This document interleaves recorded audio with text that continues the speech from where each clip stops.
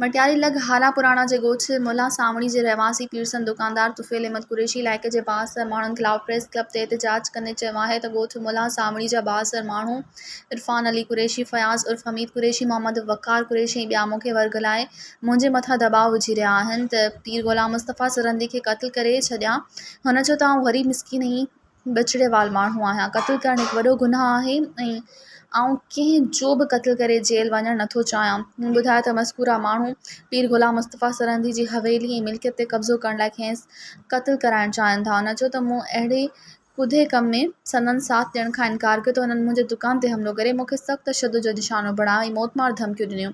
हुन IG Sindh, TIG Hyderabad, SSP Matiari ऐं ॿियनि आला इख़्तियारनि खां पुरज़ोर मुतालबो कयो त वाक़े जो नोटिस वरितो वञे। अहमद कुरैशी ॻोठ मुल्ला सावणी जो आहियां ऐं हीअ माण्हू मूं वटि आया असांखे साथ ॾे।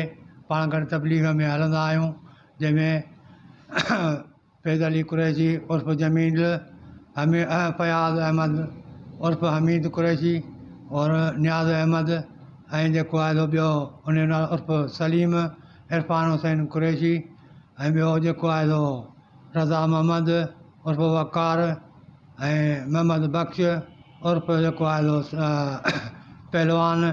इहे मूं वटि आया हुआ। असां चयूं दुकान ते ॿाहिरि कढी मूंखे त जेको आहे असां सां ॿधी कर पाण तबलीग में हलंदा आहियूं गॾु, असां सां ॿधी कर त पीर खे मारियूं। हीअ सभु हिन में शामिल आहिनि। छो था मारणु चाहिनि? हीअ हरू भरू हिन जे बेगुनाह हिन खे मारणु था चाहिनि, हिन जी जॻह ते प्लाट ते कब्ज़ो करणु था चाहिनि।